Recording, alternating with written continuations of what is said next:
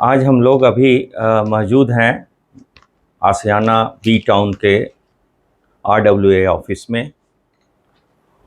और अभी जो आसियाना ने एक स्कीम चलाया था और उन्होंने बहुत सारे फ्लैट्स बेचे हैं, तो इसमें हम लोग जैसे बहुत सारे नए रेजिडेंट्स आए हैं और जब उनको ग्रुप में शामिल किया गया है तो बहुत सारा कन्फ्यूज़न आ रहा है। ग्रुप में कोई RWA के विरोध में है, कोई RWA के साथ में है।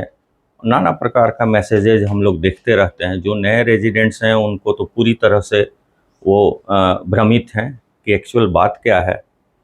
तो हम लोगों ने जो भी नए कुछ रेजिडेंट्स हैं उनके तरफ से हम लोग ने कहा कि ये आज RWA के ऑफिस में चलते हैं और उनके president Shri doctor AK Singh ji से बातें करते हैं और उनसे पूछते हैं, जो जो शंकाएँ हैं उसका निवारण करते हैं ताकि क्लैरिटी आ जाए और बिल्कुल स्पष्ट तरीके से वो हम लोग को समझा पाएँ कि मैटर क्या है। उनके विरुद्ध में भी बहुत सारी बातें कैंपस में सुनने को आती है और हम लोग इस बात को लेके बहुत ही कभी-कभी बेचैन महसूस करते हैं कि आखिर ये किस कैंपस में हम लोग आ गए।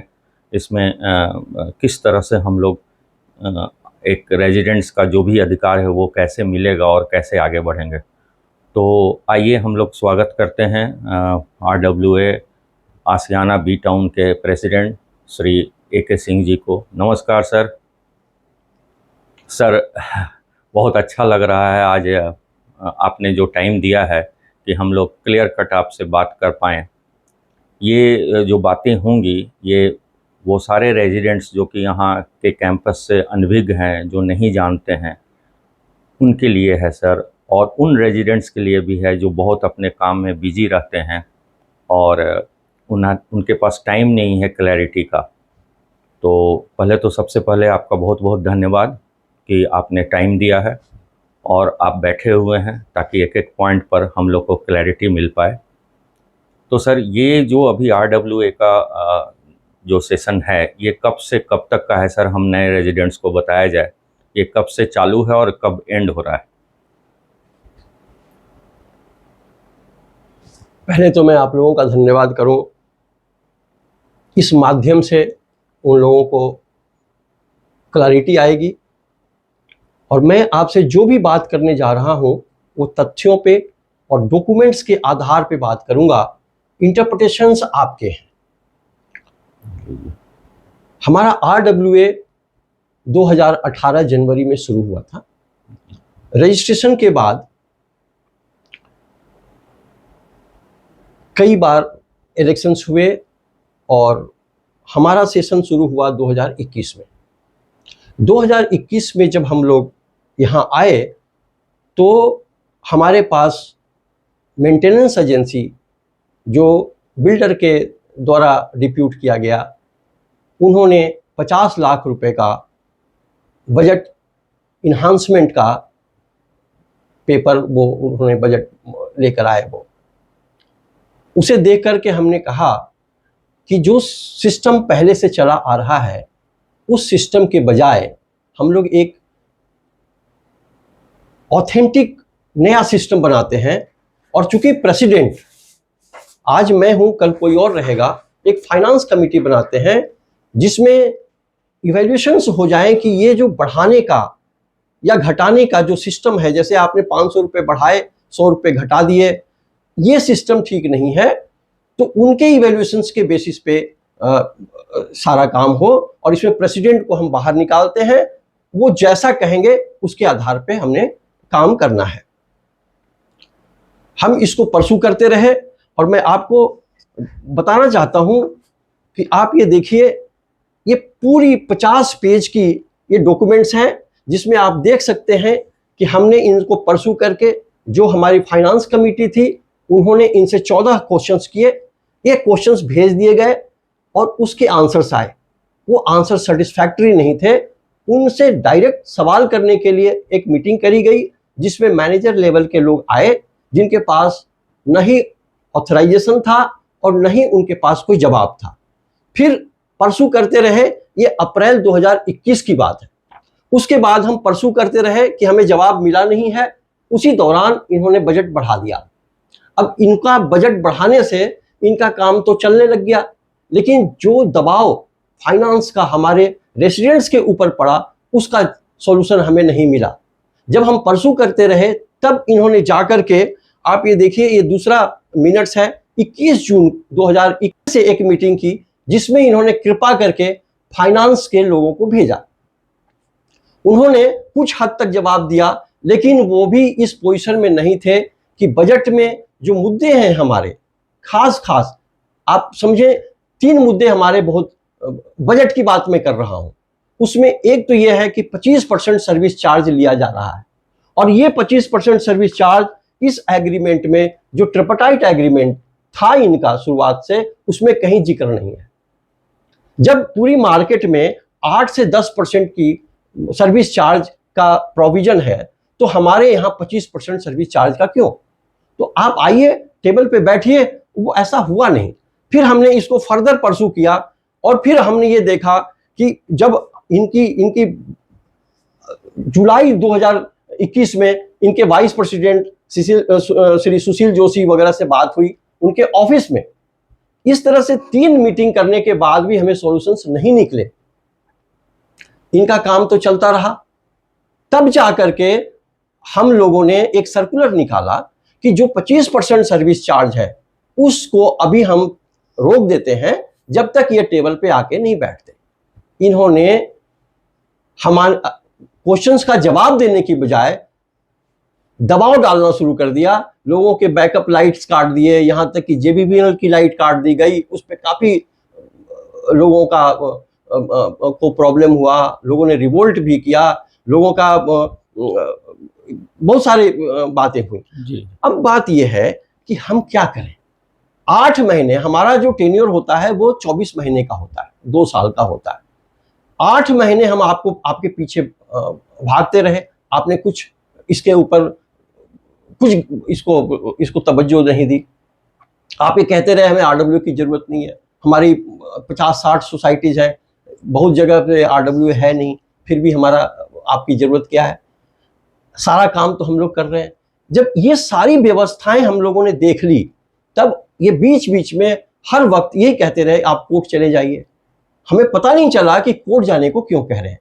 तब हम लोगों ने इस ट्रिपटाइट एग्रीमेंट को बहुत ध्यान से पढ़ा।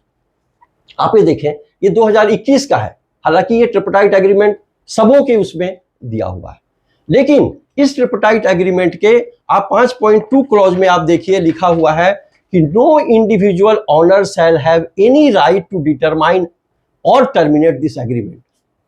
अब मुझे समझ नहीं आता, जिस आदमी से आप इंडिविजुअली साइन करा रहे हो उसी का अधिकार आपने खत्म कर दिया। अब कौन रह गया? अब केवल एसोसिएशन, वेलफेयर एसोसिएशन रह गया। वेलफेयर एसोसिएशन के बारे में इन्होंने 9.3A में लिखा हुआ है। आप ये देखिए कि आप जो है एक एडवाइजरी बॉडी है, इसमें लिखा हुआ है कि 3 में लिखा हुआ है कि they will interact with Aashiyana maintenance in advisory role. अब आप मुझे बताइए, एडवाइजरी रोल में क्या रह गया? आप मॉनिटरिंग कर ही नहीं सकते। ये उनकी कृपा पे है कि वो मॉनिटरिंग करने दें या नहीं करने दें। आप ऑडिटिंग कराते नहीं है। अगर ऑडिटिंग करा भी दिया आपने, तो मुझे कैसे पता चलेगा कि कितना लीटर डीजल आया? मुझे कैसे पता चलेगा कि कितने अटेंडेंस रहे? इन सारी समस्याओं के बाद जब हमने देखा कि हमारे पास कोई रास्ता नहीं है, तो आप और हम बहुत भाग्यवान हैं कि इस दौरान एक ये एक्ट आ गया। इस एक्ट का नाम है राजस्थान अपार्टमेंट ओनरशिप एक्ट। इसमें ये इतना सुंदर एक्ट बनाया गया है, और इस एक्ट का सुंदर होने का कारण यह है कि इससे पहले जब ये आया था, 50 साल पहले से दूसरे राज्यों में एक्ट लागू है इस तरह के। ये हालत है। इसमें आपको अपार्टमेंट्स के लिए ये केवल मेंटेनेंस की बात नहीं करता है, बल्कि ये उस बात को भी करता है कि जो कॉमन एरियाज और फैसिलिटीज है उसमें भी अनडिवाइडेड प्रोपोर्शनेट लैंड का भी आपको जिक्र मिलनी चाहिए आपके डीड के अंदर। देखिए, हम और आप बात कर रहे हैं, ये टिकने वाली बात नहीं है। आपने क्या कहा, सेल्स वाले कुछ भी कहते हैं और उसके बाद चले जाते हैं, उनको हटा दिया जाता है, फिर कहते हैं भाई सेल्स वाले ने आपको क्या कहा, मुझे क्या मालूम है। तो इस तरह की बहुत सारी बातें हुई, तब हम जाकर के कोर्ट में गए। अच्छा सर, ये तो आपने बहुत अच्छे से एक्सप्लेन किया।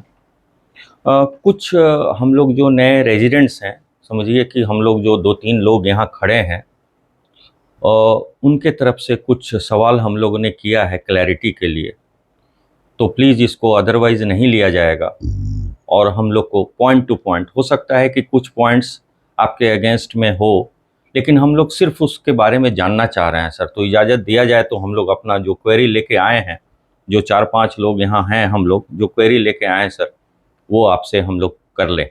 इजाज़त है सर? आप प्लीज पूछिए, क्योंकि ये आप नहीं पूछ रहे, एक बहुत बड़ी संख्या इसके पीछे है जो जानना चाहती है। मुझे बहुत खुशी होगी, प्लीज। सर, इसमें पहला पॉइंट हम लोग ने बनाया है कि राजस्थान अपार्टमेंट ओनरशिप एक्ट, जिसका कि अभी आपने जिक्र भी किया है, के अनुसार बाई लॉज में परिवर्तन के लिए जीबीएम की आवश्यकता है सर। तो बगैर जीबीएम आपने एक्ट कैसे अडॉप्ट कर लिया सर? जीबीएम आपने कराया था क्या? बहुत बढ़िया क्वेश्चन है आपका। देखिए, ये हमारा, जैसा मैंने आपको बताया, ये एक्ट बहुत सुंदर है। इस एक्ट में मैं आपको बताता हूं, रूल 11(3) में ये साफ साफ लिखा हुआ है कि जो संस्थाएं, जो आरडब्ल्यूए इस एक्ट को आने से पहले, यानी कि अगस्त 2020 से पहले से रजिस्टर्ड है, उसको 6 महीने का ये वक्त दिया गया कि आप इस एक्ट के अनुरूप अपनी पुरानी बाईलॉज को बदल लें, और अगर नहीं बदलते हैं तो 6 महीने के बाद इसका मॉडल बाईलॉज लागू स्वतः माना जाएगा। तो जब हम लोगों का टेन्योर आया 2021 में, तब तक ये 6 महीना निकल चुका था, यानी ये लागू खुद मान लेगा क्या? तो उसकी जरूरत नहीं थी। दूसरी बात मैं आपको बताता हूं, जो डिप्टी रजिस्ट्रार के पोर्टल पे आपको मिल जाएगा, हमने फिर भी 2 बार जीबीएम किया जिसमें इसकी जिक्र है और ये लागू है। और हम लोगों ने, चूंकि हम लोगों की मंशा कभी खराब नहीं रही, तो इसके मॉडल बायोलॉजी को एज सच हूबहू हमने अडॉप्ट कर लिया है, मोहर भी लगा हुआ है। अगर किसी को चाहिए तो देख सकते हैं, मतलब कोई भी आके देख सकता है आपके कभी भी। ये सारे डॉक्यूमेंट्स आपके लिए मैं लाया हूं और मैं डॉक्यूमेंट के आधार पे बात कर रहा हूं। सर, अब दूसरा पॉइंट जो हम लोगों ने लिखा है कि एक्ट में मेंटेनेंस एजेंसी को हटाने के लिए 90% की सहमति से रिजोल्यूशन पास होना चाहिए, किंतु 90% तो दूर, बगैर जीबीएम आप कोर्ट में चले गए। कैसे? आप कोर्ट करते रहते हैं क्या सर? आपको इसमें मजा आता है क्या? देखिए, मेरा बैकग्राउंड एक साइंटिस्ट का है। मैं आईआईटी दिल्ली से हूं, उससे पहले मैं आईआईटी कानपुर में था। हमने न पुलिस पहले देखी है, न कोर्ट देखा है।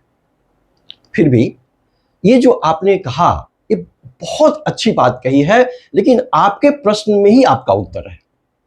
कैसे? आपने कहा आपको जीबीएम करना जरूरी है जी। आपको 90% बहुमत से रिजोल्यूशन पास करना जरूरी है जी। आपने ये भी कहा आप जीबीएम ने आपने किया नहीं जी। आपने ये भी कहा कि आप कोर्ट में चले गए जी। ये 3 बातें आपने कही, बड़ी मजेदार बात है। पहली बात, रिजोल्यूशन पास नहीं हुआ, जीबीएम नहीं हुआ। तो आप ये देखें कि अगर मैं मेंटेनेंस एजेंसी को हटाना चाह रहा था तो मुझे जीबीएम करनी चाहिए थी। राइट। हमने जीबीएम नहीं करी जी। यानी हमने रिजोल्यूशन पास नहीं कराया जी। यानी हम रिजोल्यूशन पास नहीं कराना चाहते थे, हम मेंटेनेंस एजेंसी को हटाना नहीं चाहते थे। और फिर आपने कहा हम कोर्ट में गए। तो बगैर रिजोल्यूशन हटाने की एजेंडा के साथ रिजोल्यूशन पास किए बगैर अगर मैं कोर्ट चला गया और कोर्ट में हम लोअर सेक्शंस में जीत भी चुके, तो आप बताइए हमारा एप्लीकेशन वैध था? तभी एडमिट हुआ और इसमें स्टे भी लगा। तो आप मुझे बताइए, ये तो साफ दिख रहा है कि हमने अपने एप्लीकेशन में इनको हटाने की बात कही ही नहीं है। अब ये नैरेटिव क्यों सेट किया गया? इस नैरेटिव से किसको फायदा है? आप मुझे बताएं। मेंटेनेंस एजेंसी ये भय दिखा करके कि ये इनको हटाना चाहती है, ये हमारे अगेंस्ट लोगों को कर रहे हैं, ताकि मिशन जो है बहुत बड़ा मिशन है। ये बात सुनने में आता है सर, पूरे कैंपस में यदा कदा आप जो बोल रहे हैं ये सुनने में आता है कि आप खुद अपने अधिकार में सब कुछ लेके मेंटेनेंस एजेंसी को हटाना चाहते हैं। You are right sir.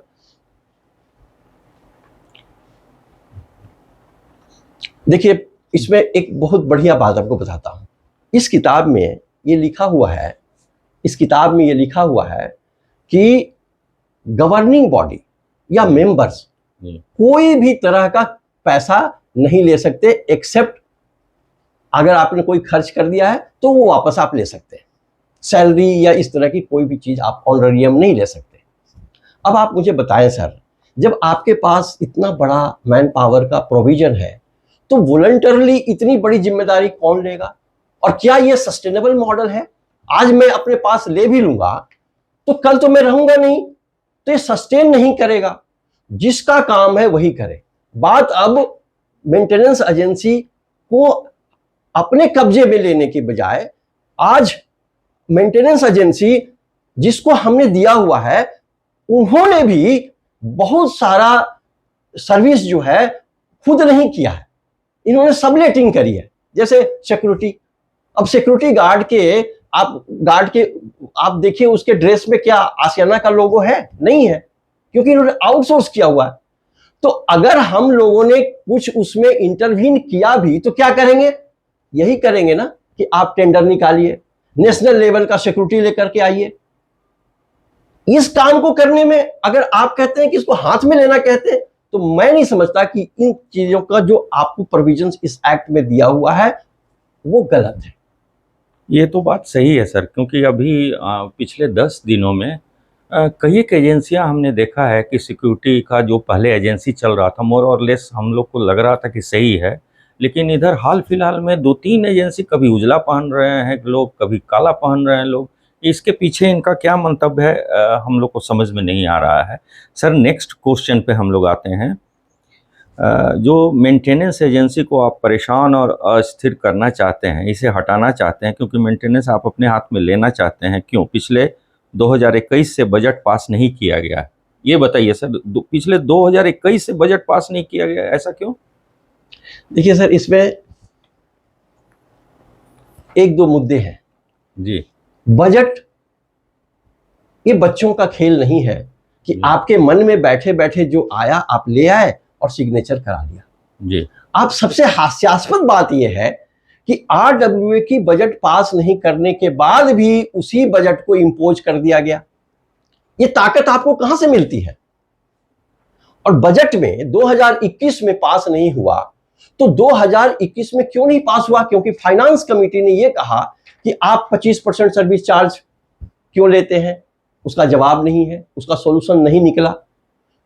Finance committee ने यह कहा कि जो पैसा जैसे आईएफएमएस है वो आप समझें कि तकरीबन 3 करोड़ रुपए है, 3.84 करोड़।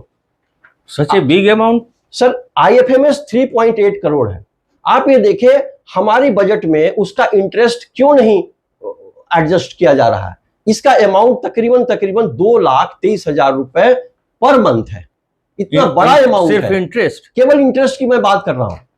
अब दूसरी बात आप लीजिए, कैपिटल कॉस्ट इनके पास 2016 से ये हर महीने हमसे लेते हैं 36 पैसे पर स्क्वायर फीट के हिसाब से। ये पैसा इकट्ठा होकर के इतना हो गया है कि तकरीबन 3.25 लाख रुपए पर मंथ हमारा एडजस्ट होना चाहिए। तो इन मुद्दों को छोड़ करके और आप ये चाहते हैं कि मैं 25-26 का बजट ऐसे ही पास कर दूं। ये पास हो सकता है बशर्ते कि ये 2021 से इसको लागू किया जाए, उन सारे जो एस्पेक्ट्स हैं उसको संज्ञान में लिया जाए। अगर ये लिया जाता तो हमें कोर्ट में जाने की जरूरत ही नहीं पड़ती। तो आज हम इसको लागू नहीं कर सकते, और तब जब हम इसको कोर्ट लेकर जा चुके हैं तो आप ये समझें कि कोर्ट में जाने के बाद ये चीजें और कॉम्प्लिकेटेड हो गई हैं। वो इस तरीके से कि अब बगैर राइटिंग में आपके अश्योरेंस से काम नहीं चलेगा, मौखिक बात नहीं चलेगी, आप एग्रीमेंट को बदलना पड़ेगा और ये लिखत में हमें चाहिए ताकि आने वाले जनरेशंस के लिए सुविधा हो जाए। बात ये डॉक्टर ए.के. सिंह की नहीं है। सर आप बहुत सारा सवाल तो अभी हम लोग लिख के लाए हैं, लेकिन कुछ सवाल का तो जवाब आप अपने से खुद से देते जा रहे हैं। अगला सवाल था कि आरडब्ल्यूएस के पास मेंटेनेंस का अनुभव और क्षमता तो है नहीं, फिर क्या सोसाइटी का सत्यानाश नहीं होगा अगर आरडब्ल्यूएस मेंटेनेंस अपने हाथ में लेगी? इसका जवाब आप ऑलरेडी दे चुके सर कि आपकी ऐसी कोई मंशा नहीं है। तो इस पर कुछ बोलेंगे कि आगे बढ़ें? इस पे एक लाइन बोलना चाहता हूं। जी जी, बताया जाए। पूरी भारत में आसियाना के पास केवल 60-70 सोसाइटीज हैं जहां आसियाना मेंटेनेंस करती है। अच्छा। बाकी सारी जगहों में जहां एक्ट लागू है वहां आरडब्ल्यूए की देख रेख में मेंटेनेंस एजेंसीज काम करती हैं। आपके कहने का ये मतलब है कि प्रॉपर्टी इनका बहुत ज्यादा है, सिर्फ लिमिटेड प्रॉपर्टी के पास इन्होंने अपना मेंटेनेंस अपने हाथ में रखा है? नहीं, मैं ये नहीं कह रहा। अच्छा। मैं ये कह रहा हूं कि भारत में आसियाना मेंटेनेंस सर्विसेज के अलावा भी बहुत सर्विसेज ऐसे हैं जो इस काम को देख रही हैं। ओके। तो ये हट जाएंगे हाँ। तो ये सत्यानाश हो जाएगा, ऐसी मेरे को नहीं लगती, क्योंकि हजारों हजार सोसाइटीज हैं जहां पे आसियाना हाउसिंग काम नहीं कर रही, आसियाना मेंटेनेंस काम नहीं कर रही, और वो अच्छे से चल रहा है। हमारा केवल मुद्दा ये है कि आप रेसिडेंट्स के नाते भी ये उम्मीद करते हैं कि आरडब्ल्यूए क्यों नहीं कर रहा, आरडब्ल्यू मॉनिटर क्यों नहीं कर रहा, आरडब्ल्यू ये नहीं कर रहा, आरडब्ल्यू ये नहीं कर रहा। हाँ, ये बात तो आरडब्ल्यू को ये करना चाहिए। ये अनभिज्ञता के कारण है, क्योंकि मैंने आपको पहले ही बताया कि इस ट्रिपटाइट एग्रीमेंट में आरडब्ल्यू को कहीं कोई राइट नहीं दी गई है, जबकि इस एक्ट में ये राइट दी गई है कि आप मॉनिटरिंग कर सकें, आप अपॉइंट कर सकें। तो जब आप ऐसा कर पाएंगे तो ये खुद ही सुधर जाएगा, क्योंकि जो ऑनर्स होते हैं वो ज्यादा अच्छी तरीके से मॉनिटर कर सकते हैं बजाय उनके कि जो आपके द्वारा रखे गए एम्प्लॉइज हैं। सही है सर। एक और है, अगर आरडब्ल्यूएस संचालन करती है और लोग मेंटेनेंस चार्ज नहीं देंगे, जैसा कि अभी भी हो रहा है कि कुछ लोग मेंटेनेंस अभी नहीं दे रहे हैं, और हम लोग ऐसे जो नए जो हैं रेजिडेंट्स, उनको बेचारे को कुछ समझ में नहीं आ रहा है, वो अपना दे रहे हैं कि हमारा जो है लाइन नहीं कटे, हमारा बिजली नहीं कटे, हमारा पानी नहीं कटे, हमारा मेंटेनेंस अच्छा से हो। तो इसी से संबंधित एक सवाल है सर कि अगर आरडब्ल्यूएस संचालन करती है और लोग मेंटेनेंस चार्ज उसमें भी नहीं देंगे तो आप कैसे संभालेंगे? लड़ाई करने जाएंगे? क्या करेंगे सर आप? मैं आपको पहले से भी कह रहा हूं, आज मैं खुद मेंटेनेंस चार्ज नहीं दे रहा हूं। देखिए, और ये जो मेंटेनेंस चार्ज नहीं देने का कारण है, ये असहयोग आंदोलन है, क्योंकि आपने खुद कहा लड़ाई कर नहीं सकते जी। ये आपने ये भी कहा कि ये बाउंसर्स रखते हैं, ये पावर कट कर देते हैं, ये बिजली पानी, आपने खुद कहा। तो इस तरह के टॉर्चर के द्वारा पैसा लेने की कोई जरूरत नहीं है। क्यों? क्योंकि इस एक्ट में बहुत सारी सुविधाएं दी हुई हैं, और मैं आपको अश्योर करता हूं आज हम पैसा दे नहीं रहे, फिर भी आसियाना हमसे पैसा लेने की स्थिति में नहीं है। क्यों? आज 2 करोड़ से ज्यादा इनका ड्यूज हो गया है, ये बताते हैं जी। तो आप, इनका लिस्ट लगा रहता है सर? ये लिस्ट लगा रहता है। हाँ। ये लिस्ट क्यों है? ये गेट पे हमारा खाना रोक देते हैं, हमारा मेडिसिन रोक देते हैं, तरह तरह से ये हमारे को टॉर्चर कर रहे हैं। अब आप मुझे बताइए, ये आसियाना नहीं कर पा रही है, क्यों नहीं कर पा रही है? ये कर सकती थी एक्ट के अंतर्गत, अगर वो एक्ट के अंतर्गत काम करती। क्योंकि वो गैर कानूनी तरीके से एक्ट आने के बाद इसका ये ट्रिपटाइट एग्रीमेंट अब इनवैलिड हो गया, वायड हो गया। और अगर वायड नहीं हुआ है तो इस एग्रीमेंट के 8.2 क्लॉज में आप खुद देख सकते हैं, इन्होंने लिखा है कि अगर किसी भी तरह का कोई, लिखा है देखिए, if any provision of this agreement shall be determined to be void or unenforceable under any law, such provisions shall be deemed amended or deleted. अब मुझे बताइए, इन्होंने ऐसा नहीं करके एक्ट की उन प्रोविजंस को तो लिया नहीं और उसी को लागू करके चल रहे हैं, जबरदस्ती कर रहे हैं। तो ये गैर कानूनी तरीके से काम कर रहे हैं, और इसीलिए ये मुझे नोटिस देने के बाद भी कोर्ट में नहीं ले जा सके। ऐसा नहीं है कि इन्होंने हमारे अगेंस्ट केस नहीं किया, इन्होंने हमारे अगेंस्ट में डिफेमेशन का केस किया। तो आप रिकवरी सूट करते। अब बात ये रही कि जब चूंकि हम पहले से हाई कोर्ट में हैं, तो आप अलग से क्या कोर्ट में केस करोगे? आप वहां तो आ जाओ। अगर आपको न्याय पे तो भरोसा होना चाहिए। ये बार बार हमसे कह रहे हैं आप कोर्ट से केस ले आइए, तो हम आपसे बैठेंगे, आपके साथ बजट पे बात करेंगे। तो भाई मुझे एक बात बताइए, पहले तो हम कोर्ट में नहीं गए थे, तो जब कोर्ट में नहीं गए थे, आपके पास में 8 महीने पीछे हम भागते रहे हैं, तब तो आपने कहा कोर्ट चले जाओ। अब आप कह रहे हो कोर्ट से वापस आ जाओ। तो जो आदमी ये कह रहा है कि कोर्ट से वापस आ जाओ, वो हमें कोर्ट में ले नहीं जा सकता। और जब कोर्ट में नहीं ले जा सकते हो तो तुम पैसे रिकवरी कैसे करोगे? इसकी ये लाचारी है। इनके पास लीगल स्टैंडिंग है ही नहीं, इतनी गड़बड़ कर रखा। अब बात रही आरडब्ल्यूए द्वारा रिकवरी की बात है, तो हमें कहीं जाने की जरूरत नहीं है। इसमें बहुत सारे प्रावधान है और मैं आपको यकीन दिलाता हूं कि एक भी आदमी 2 रुपए 60 दिनों से ज्यादा का पैसा रोक नहीं सकेगा, क्योंकि इतना हेवी फाइन है इसमें। अब मुझे एक बात बताइए, इसको, ये जो एक्ट आया हुआ है, इसके कंप्लायंस के लिए हम दर दर ठोकरें खा रहे हैं। जब एक्ट आ गया, राष्ट्रपति का सिग्नेचर हो गया 2019 में, मई 2019 में, आप इनकम टैक्स की जो नोटिफिकेशन आती है, क्या आप कहते हो सीतारामन जी हम तो मानेंगे नहीं, इसका कंप्लायंस करने के लिए कोर्ट में जाते हैं? आप स्लैब को मत मानिए, तुरंत फाइन आ जाएगा। तो मैं आपको बात कहता हूं, सिस्टम है जो आप वैसा सिचुएशन ही नहीं आने देगा, नहीं आने देगा। लेकिन इसमें ऐसा क्यों हो रहा है? क्योंकि ये मिली भगत है, ये पूरा एडमिनिस्ट्रेशन इसके साथ खेल रहा है। और मैं आपको यकीन दिलाता हूं, ये बहुत भारी पड़ेगा, बहुत भारी पड़ेगा। कई हजार करोड़ रुपए का फाइन इस पे इंपोज होने वाला है। तो हम लोग जो साधारण लोग हैं सर, जो आते हैं और सुकून से अपना ज़िंदगी जीना चाहते हैं, ये सब तो आप जब बता रहे हैं तो समझ में आ रहा है। हम लोग के मन में एक रिजेंटमेंट आता है कि अरे यार इतने लोग मेंटेनेंस नहीं दे रहे हैं, हम लोग दे रहे हैं, हम लोग के मेंटेनेंस पर ये लोग मज़े मार रहे हैं। ये आपने क्लियर कर दिया, ये अच्छी बात है। हम लोग अपने मन की बात आपको बता रहे हैं कि हम लोग के मन में बार बार आता है कि हम ही लोग बेवकूफ़ हैं, मेंटेनेंस दिए जा रहे हैं। और मेंटेनेंस देना हमारी बाध्यता है, चूँकि हमको मेंटेनेंस चाहिए। इस पचड़े में नाम पढ़ के हम लोग दे रहे हैं। कल को अगर कुछ आएगा तो उससे बेनिफिट हो जाएगा क्या?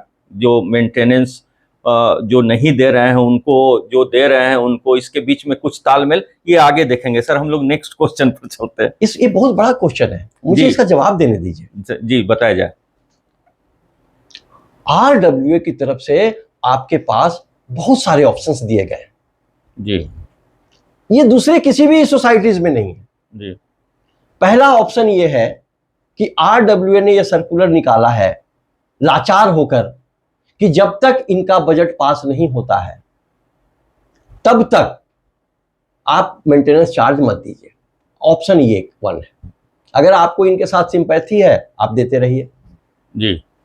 हमारा असहयोग आंदोलन है। जी जी जी, समझ गए। दूसरी बात, अगर आप मेंटेनेंस दे रहे हैं तो बड़े परिश्रम से आरडब्ल्यूएस ने कंज्यूमर कोर्ट में ये केस फाइल किया है।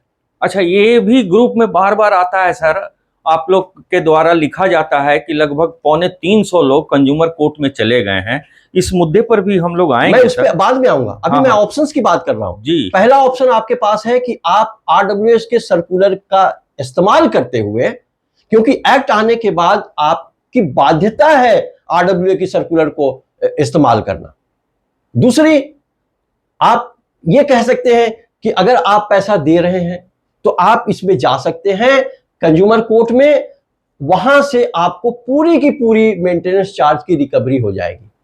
अच्छा, ये बात है। ये इसलिए है क्योंकि वो एक अलग मुद्दा है कि इन्होंने ये कंप्लीशन सर्टिफिकेट हमारी सोसाइटी का लिया ही नहीं, और इसमें नेशनल कंज्यूमर कोर्ट का, सुप्रीम कोर्ट का ये आदेश है कि जिस सोसाइटी में कंप्लीशन सर्टिफिकेट नहीं लिया गया है, बिल्डर फ्लैट्स के लिए लिए गए पैसे में ही मेंटेनेंस करता रहेगा, और जो पैसा इन्होंने ले लिया है किसी कारण से तो वो उसको एडजस्ट करेगा कंप्लीशन सर्टिफिकेट और ऑक्यूपेंसी सर्टिफिकेट लेने के बाद। तो आपके पास दोनों ही रास्ते हैं। अच्छा, इसमें सर एक मिनट यहाँ आपको रोकना चाहेंगे। एज ए रेजिडेंट से एक बार हमने कहा था कि भाई आप ये दोनों सर्टिफिकेट हमको चाहिए होगा, तो इन्होंने कहा कि सब है हमारे पास, और जस्ट आपको बतला रहे हैं कि हम लोग नए रेजिडेंट्स को ये लोग क्या बताते हैं, कहते हैं कि बीडा में चले जाइए वहाँ से मिल जाएगा। खैर नहीं, ये देखिए बहुत लीगल इशू है जी, ये बीडा से ही मिला हुआ है जी जी। आप ये देखिए, ये मैंने कोई नहीं बनाया, और बीडा को भी हमने पार्टी बनाया कंज्यूमर कोर्ट में। अगर ये गलत है तो वहां पे बताएंगे कि गलत है। दूसरी बात, जो आपको बिल्डर कहता है, बिल्डर ने अपने विश्वजीत सेनगुप्ता आर्किटेक्ट के द्वारा लिया गया पोजीशन सर्टिफिकेट और कंप्लीशन सर्टिफिकेट आपको दिखाता है। आप मुझे बताइए, क्या आर्किटेक्ट ऑथोरिटी है? बीच में एक सर्कुलर आया था गवर्नमेंट ऑफ राजस्थान का कि आप आर्किटेक्ट से कंप्लीशन सर्टिफिकेट लेकर के आप उसको ऑथोरिटी में जमा करें।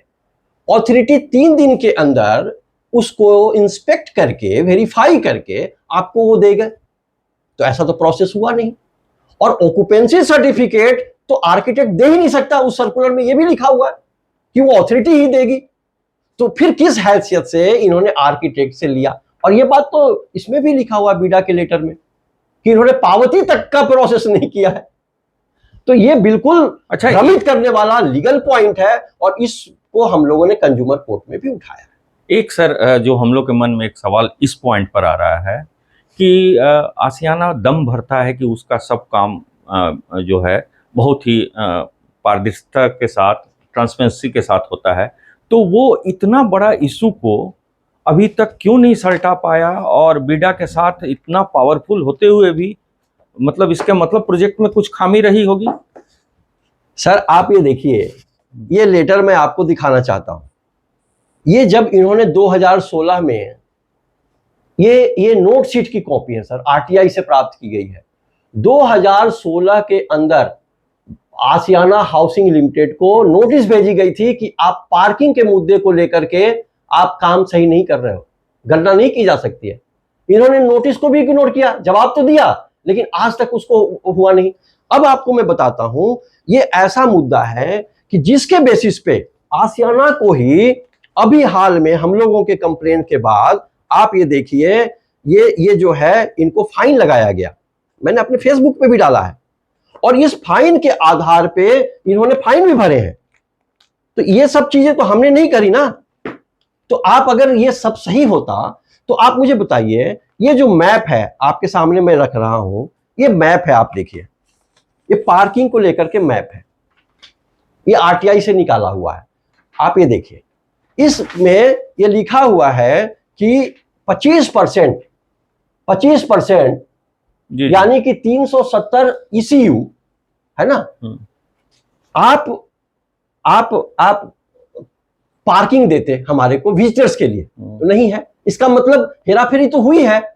तो इन सारी की चीजों के आधार पे आप कह सकते हैं बड़े मजे में कि कंप्लीशन सर्टिफिकेट क्यों मिलना चाहिए। क्योंकि रेरा का, देखिए ये मैं नहीं कह रहा हूं, ये रेरा का बुक है ना, कंप्लीशन सर्टिफिकेट के लिए इसमें डिफिनीशन दिया हुआ है, ये तो मैं तो नहीं कह रहा ना। तो कंप्लीशन सर्टिफिकेट के लिए देखिए इसमें दिया हुआ है ना, तो इसमें लिखता है कि कंप्लीशन सर्टिफिकेट का मतलब क्या है। Completion certificate means completion certificate और such other certificate by whatever name called issued by the competent authority certifying that the real estate project has been developed according to the sanctioned plan, layout plan and specifications। अब बताइए। चलिए sir, हम लोग थोड़ा shortcut करें, points तो अभी 2-4 हैं, जल्दी जल्दी उसको हम लोग करते हैं क्योंकि वीडियो बहुत लंबा जा रहा है। इसलिए हम लोगों ने सोचा कि आपका कैमरे पर आपसे बात करें कि कोई कन्फ्यूजन ना रह जाए। एक पॉइंट और था जिसका आपने जवाब दे दिया है ऑलरेडी, आपने मेंटेनेंस चार्ज देना बिल्कुल बंद कर दिया है। क्यों? चलिए, आपने बता दिया है कि ये आप नॉन कोऑपरेशन वाला हिसाब है। निवासियों को भी मेंटेनेंस चार्ज नहीं देने के लिए उकसाते हैं, मेंटेनेंस एजेंसी ऐसे कैसे काम करेगी। चलिए सर, इसको भी हम लोग बढ़ते हैं। जो लोग मेंटेनेंस चार्ज नहीं दे रहे हैं उनका दबाव मेंटेनेंस चार्ज देने वालों को पड़ता है। आपका क्या कहना है, ये भी आपने ऑलरेडी डिस्कस कर लिया सर। बिल्डर पर दबाव बनाकर बिल्डर से धन ऐंठना चाहते हैं क्या sir? Sorry, it is a very tough question sir. हमारा तात्पर्य आपको सर डाउनग्रेड करने का नहीं है कि ये एक लीगल मुद्दा है। आप समझे, अगर ऐसा कोई मंशा होता तो मैं ये सारे डॉक्यूमेंट्स पहले लेकर बिल्डर के पास जाता। आपके पब्लिक डोमेन में ये नहीं आता। आप अब ये कह सकते हैं कि उन्होंने नहीं माना इसलिए आप पब्लिक डोमेन में लेकर आ गए। तो आप ये देखिए सिलसिलेवार तरीके से कि मैं 8 महीने के बाद ही कोर्ट चला गया हूं। रहने दिया जाए सर, ऑलरेडी आप जवाब दे चुके।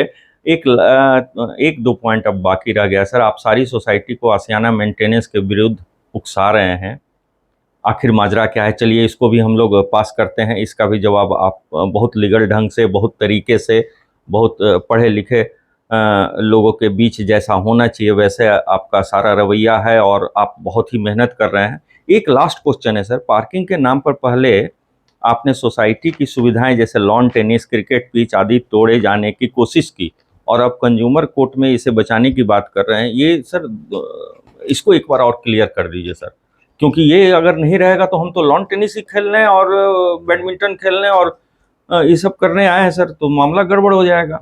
इसको केवल एक बार क्लैरिफाई कर दिया जाए सर। देखिए, बात यहाँ तक पहुँचती नहीं जी, आप ये देखें, हमने 2022 में केवल पार्किंग के मुद्दे को लेकर के, मैंने आपको दिखाया जी, ये जी। हाँ, आपने मैप दिखलाया था मैप सर। दिखाया। जी, जी। इसमें हमें पता चला कि इन्होंने पार्किंग हमारे को दी नहीं, इन्होंने पार्किंग इंडिविजुअल्स को 2-2, 3-3 पार्किंग अपने फ्लैट को बेचने के लिए भेज दी ताकि उनको ल्योर कर सके और ये उसको अपने फ्लैट्स को ऊंचे दामों पे बेच सकें। जब ये बात की हम लोगों ने एप्लीकेशन लगाई, क्योंकि मैं कॉलर तो पकड़ नहीं सकता हूं, आप भी इस बात को जानते हैं, आपने कहा भी, तो बीडा ने बड़ी मुश्किल से 2 साल लगा करके इन्होंने तहकीकात कराई और तहकीकात कराने के बाद ये सब आप देखिए बहुत सारे रिपोर्ट्स हैं, ये तहकीकात तथ्यात्मक रिपोर्ट है, बहुत बड़ा पुलिंदा है सर, बहुत पुलिंदा है। ये सारी चीजों के बाद जब वो यहाँ पे आई तो इन्होंने ये देखा, जब कोई चोर घड़ी की चोरी किया, पकड़ा गया, उसके यहाँ छापामारी हुई, पता चला कि उसके यहाँ अफीम भी था, तो भाई केसेस बढ़ जाते हैं। तो हम जाकर के हमने तो कहा था कि पार्किंग दे दो, यहाँ आए तो देखा कि ये सारे भी इलीगल है। अब जहां तो तोड़वाने का सवाल है, उसमें केवल 14 नंबर टावर के पीछे जो टीन शेड लगा करके हमारी बहुत बड़ी जमीन का हिस्सा दबा के रखा गया था, अपने कंट्रोल में रखा गया था, उसको रिलीज कराने के लिए हमने एप्लीकेशन दी थी। ये ध्वस्त आदेश है, आप देखिए। अच्छा, इसमें केवल उस पोर्शन की बात है, तो हम लोगों ने ध्वस्त कराने की बात नहीं करी। अब चूंकि इनके रिपोर्ट में ये सब सारी चीजें आ गई कि ध्वस्त होनी चाहिए और ये है वो है, तो अब आप मुझे बताइए, ये आदेश है, ये सारे रिपोर्ट्स है, तो अब आप मुझे बताइए, जब वो उनके द्वारा पकड़ा गया तो ये तोड़ने का उनका कारण है और मुझे तो सब लीगल चाहिए, रेगुलराइज चाहिए, हमें तोड़ने वाला चीज एक भी बर्दाश्त नहीं करूंगा। और इसी बात को हटाने के लिए, क्योंकि इनको तो नोटिस 2016 से गई हुई है, ये मानने वाले होते तो आज देखिए कितने साल हो गए, अभी तक इन्होंने नहीं किया, तो हमारे पास क्या चारा है, तो हमें कंज्यूमर कोर्ट जाना पड़ा। तो ये बात ये है, हम तब गए ना कि यहां हम ड्रामा कर रहे हैं कि पहले तोड़ो और फिर ये कोई गेन करने की बात है। तो मैं आप लोगों से सबसे निवेदन करूंगा कि इस नोबल कॉज के लिए, बल्कि उन लोगों को भी जो हमारा विरोध कर रहे हैं या आसियाना उनको उकसा रही है विरोध करने के लिए अपने छोटे छोटे कारणों से, वो हमारे साथ आए और आकर के इन मुद्दों को करें। देखिए, ये पूरा का पूरा जो हम हाई कोर्ट गए हैं, जो हम कंज्यूमर कोर्ट गए, इस पूरी व्यवस्था को बनाने के लिए है, क्योंकि हमारा संघर्ष किससे है, एक बहुत बड़े बिल्डर से हो रहा है जिसका अपना रेपो बिल्डिंग था, हम खुद विश्वास करते थे। जब हम गहराई में जाते गए तब हमें पता चल रहा है कि यार इसमें तो इतनी गंदगी है, इसको दुरुस्त आप कैसे करेंगे, उसको तो बहुत मौका मिला।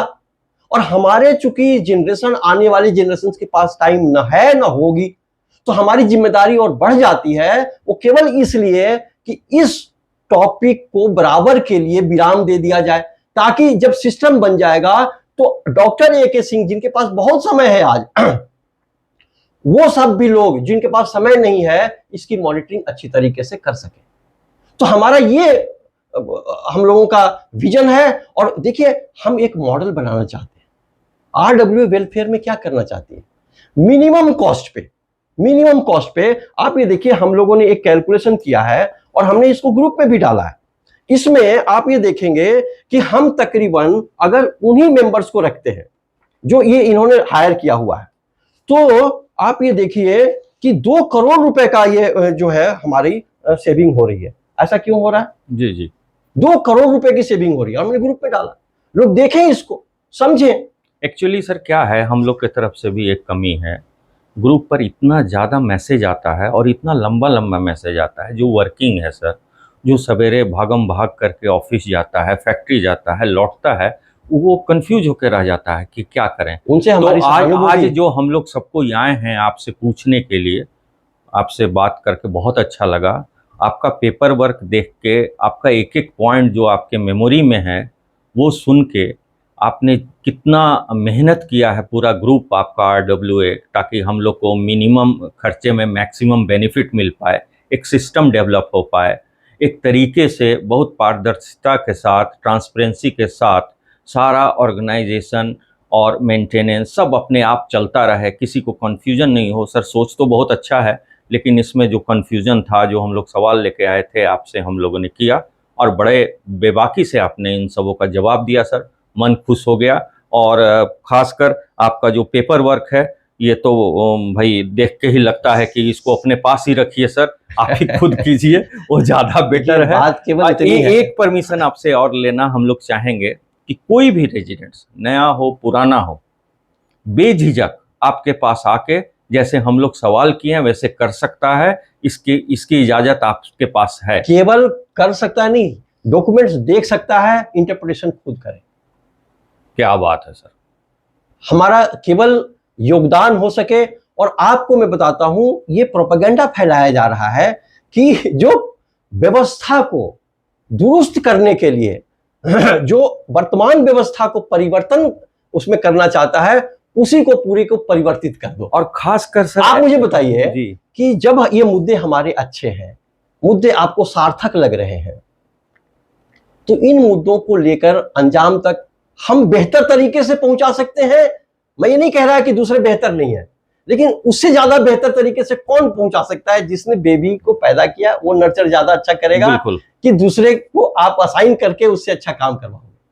आपका सहयोग, आप सब समझदार हैं, अगर मौका मिला तो इसको अंजाम तक हम जरूर पहुंचाएंगे। और ये फाइनल स्टेज पे है, हाई कोर्ट के अंदर किसी भी दिन हियरिंग में ये चीज हो सकती है, इसलिए निवेदन है कि इसको अंजाम तक पहुंचने दें। धन्यवाद। बहुत बहुत शुक्रिया डॉक्टर AK सिंह जी, आपसे बात करके बहुत अच्छा लगा। बहुत बेबाकी से आपने बहुत टाइम देके बहुत सारे पेपर्स को दिखला के आपने कॉर्पोरेट अपने बातों को बताया है, ताकि एकदम बिल्कुल फेयर है।